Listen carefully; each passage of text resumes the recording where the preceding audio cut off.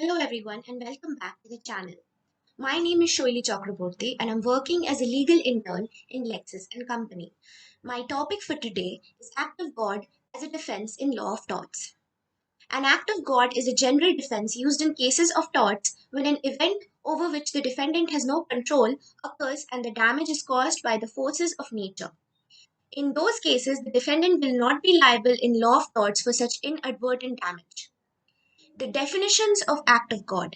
The act of God defense is based on the tort of law principle that liability must be founded on a fault and that a person cannot be penalized where the fault is that of a vis major, where all precautions were taken and a casualty still occurred. Vis major is defined as a loss that results immediately from a natural cause without the intervention of man and could not have been prevented by the exercise of prudence, diligence, and care. According to Salmond, an act of God includes those acts which a man cannot avoid by taking reasonable care. Such accidents are the results of natural forces and are incoherent with the agency of man. Thus, it is an act which is due to natural causes directly and exclusively without human intervention, that it could not have been prevented by any amount of foresight and pains and care reasonably to have been expected from him, that is, the defendant. According to Lord Mansfield, the act of God is defined as it is something in opposition to the act of man. Elements of act of God. Natural causes. An act of God is an unnatural, unusual, and unintended expression of nature's powers or misfortune or tragedy arising out of inevitable necessity. Fair human foresight and care will not deter an act of God. The consequence of ordinary causes may be foreseen by the exercise of human treatment and prevented. An act of God is so exceptional and incapable of human agency that the repercussions cannot be prevented with fair treatment. In those situations, however, the injured party has no right to compensation. An occurrence not reasonably foreseeable.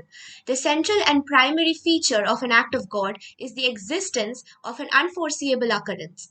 For this purpose, the person that sustained the injuries is entitled to liability if the damage or harm was incurred by a possible accident that should have been avoided. The harm incurred by an accidental and uncontrollable natural disaster, though is not compensable, as the foresight or prudence of man could not have stopped or avoided it. Impossible to prevent by any reasonable defenses, an absence of human agency which caused the alleged injury. This means it's almost impossible to resist. Failure to take the required care consists negligence. The fact that the human factor exerted fair diligence and measures to avert the harm must be shown in an instance where a human factor was involved, even if the harm could not be stopped if the protection of God's act must prevail. Negligence and act of God. An act of God is an accident caused by the working of extraordinary natural forces, whereas negligence is basically the breach of an obligation or a duty or a responsibility to act with care towards something, or it is the failure to act as a reasonable and a prudent person would act under the same or similar circumstances. In both these defenses, the question is whether the risk that this mishap may occur is foreseeable or not, whether both negligence and the act of God have a role to play. The traditional sine qua non, substantial factor, or legal causation tests apply. If the damages suffered are incurred solely due to natural causes without any known fault, there is no liability because of the act of God.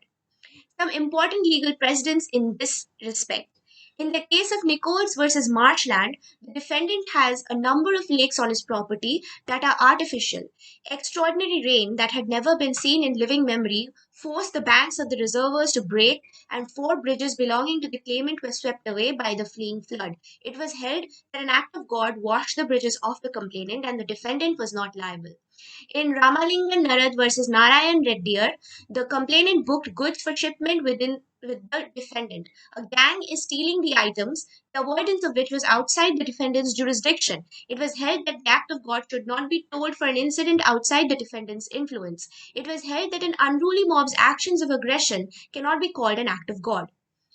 Although the act of God defends that a defendant is insulted from the liability for personal injury or property damage caused by natural causes rarely used, it may become more common and general in the future if predictions of disastrous weather conditions caused by global warming prove true. Thank you.